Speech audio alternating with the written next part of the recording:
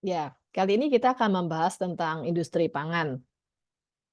Junk food yang manis, asin, dan berlemak itu mungkin jauh lebih berbahaya dibandingkan dengan rokok atau bahkan narkotika.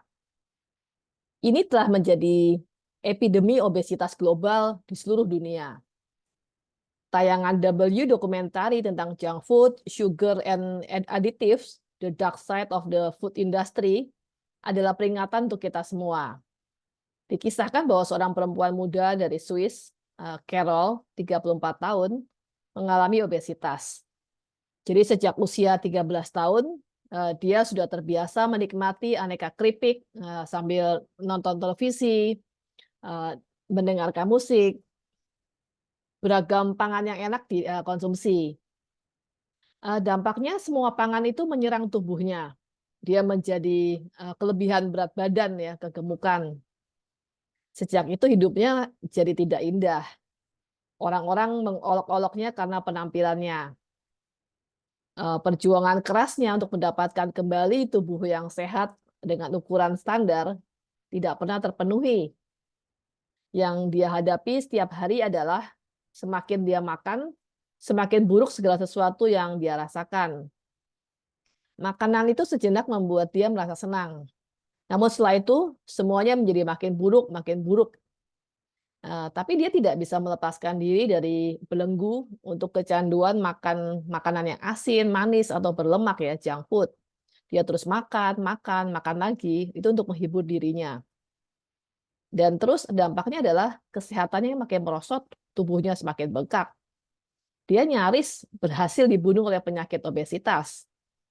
Apa yang dialami Carol itu juga dialami oleh 42% populasi di Swiss. Kelebihan berat badan, dan 1 di antara 10 orang itu telah mencapai titik obesitas. Hal yang sama dialami juga oleh orang-orang di Meksiko, jauh lebih parah. 76% penduduk mengalami kelebihan berat badan dan obesitas. Data WHO menyatakan bahwa sebanyak 160 juta anak hidup dengan obesitas pada tahun 2022. Sekitar 37 juta anak diantaranya itu berusia di bawah 5 tahun. Ini data yang mengerikan. Ada lagi data dari NCD Risk Factor Collaboration. Ini adalah jaringan ilmuwan kesehatan dunia yang meneliti tren obesitas. NCD ini mencatat bahwa obesitas pada anak laki-laki Indonesia itu mencapai 11,26%. Sedangkan anak perempuan itu 10,30%. Ini data yang sungguh mengerikan loh. Data yang kita hadapi sehari-hari, anak-anak kita, generasi muda kita ke depan, itu mengalami obesitas, yang artinya mereka syarat dengan kemungkinan terserang berbagai penyakit. Data obesitas perempuan dewasa lebih parah ya, mencapai angka 16,58% yang mengalami obesitas. Lelaki dewasa itu 6,53% per 1 Maret 2024. Kenapa sampai terjadi demikian? Faktor yang mempengaruhi obesitas itu ada beragam. Kalau menurut Kementerian Kesehatan kita, obesitas disebabkan faktor genetik, lingkungan, obat-obatan, dan juga hormonal. Jadi kalau menurut data Riskesdas, ini SKMI 2014, 40,7% masyarakat Indonesia mengkonsumsi makanan berlemak, 53,1% mengkonsumsi makanan manis, 93,5% itu kurang mengkonsumsi sayuran dan buah. 26,1% aktivitas fisiknya juga kurang. Nah, orang Indonesia itu rata-rata hanya mengkonsumsi sayur dan olahannya itu sejumlah 57,1 gram per orang per hari. Ini jauh dari angka yang dianjurkan. Yang dianjurkan itu 200 sampai 300 gram per orang per hari. Kalau faktor genetika, ini diturunkan dari orang tua. Jadi menurut penelitian Purwanti tahun 2001, jika kedua orang tua mengalami obesitas, maka peluang anak juga terjangkiti obesitas itu mencapai angka 70-80%. Ada jenis obat yang meningkatkan risiko obesitas, misalnya obat jenis steroid ya, obat yang mengandung hormon peningkat kesuburan dan kontrasepsi. Selanjutnya tentang hormon. kita pahami ada hormon leptin. Leptin ya, ini adalah hormon yang berfungsi untuk pengontrol nafsu makan. Jadi hormon ini memberi sinyal untuk tubuh berhenti makan. Tapi hormon ini menjadi nirfungsi ketika terjadi resistensi insulin. Jadi leptin juga nirfungsi ketika kadar kortisol meningkat. Ini biasa terjadi pada saat seseorang kurang tidur atau tidur yang tidak berkualitas.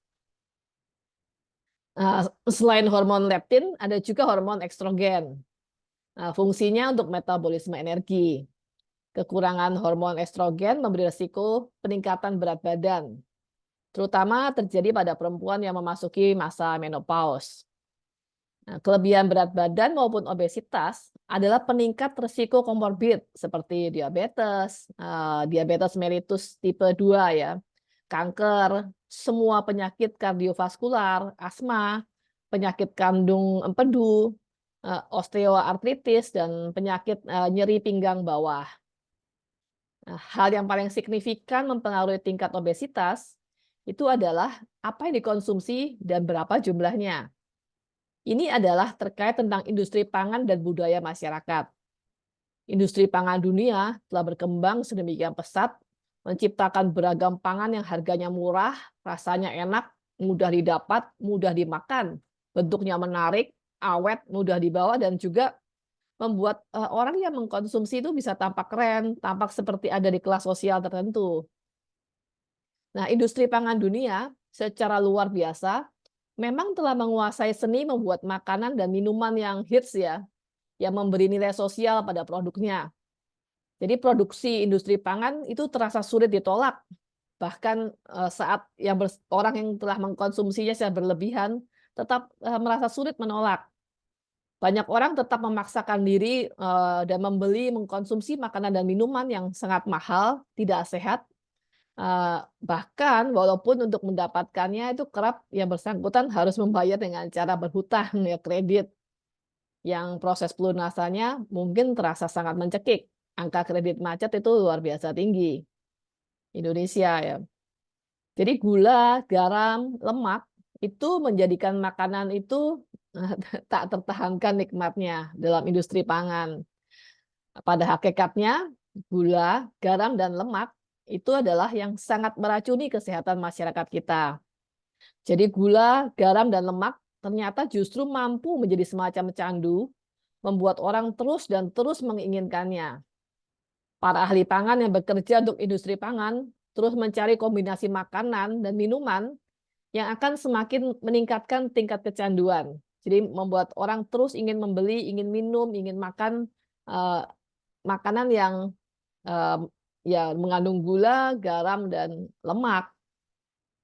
Kecanduan produk pangan perusahaan di mana mereka bekerja jelas memberi kelanggengan aliran uang untuk mereka.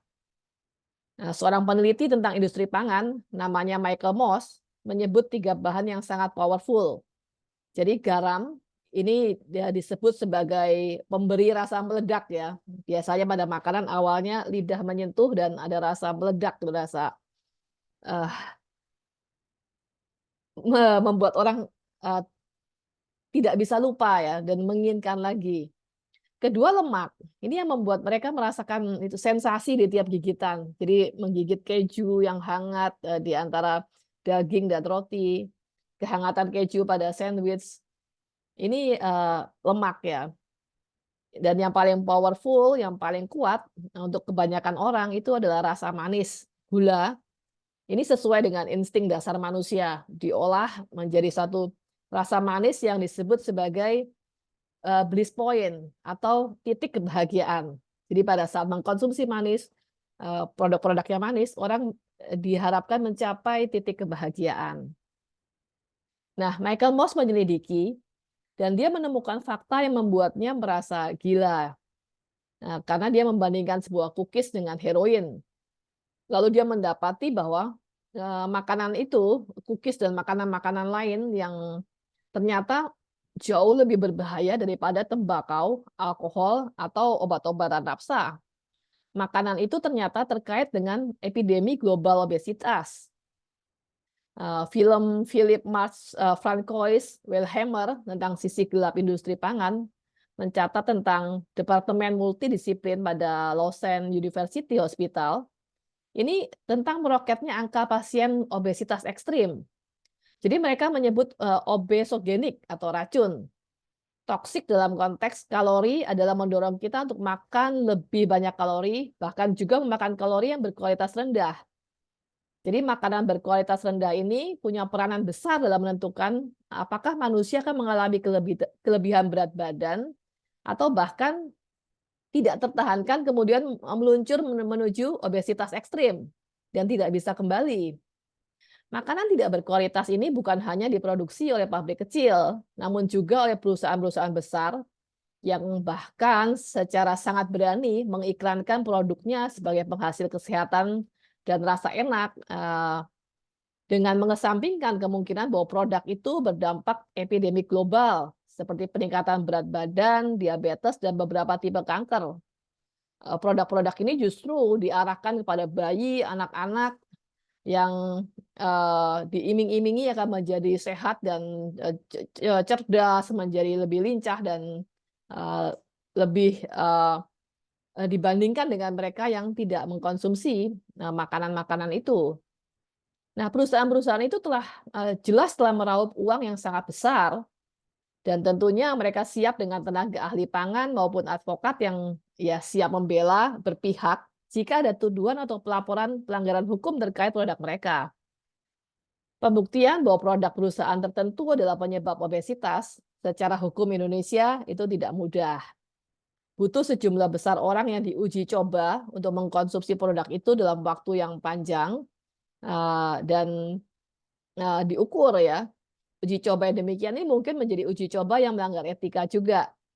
Jadi ketika sejumlah besar orang yang diuji itu harus mengkonsumsi makanan-makanan atau minuman yang mengandung kadar gula, garam, dan lemak dalam jumlah yang besar dalam satu produk, dalam tempo yang cukup panjang, akan ada dampak pada kesehatan mereka.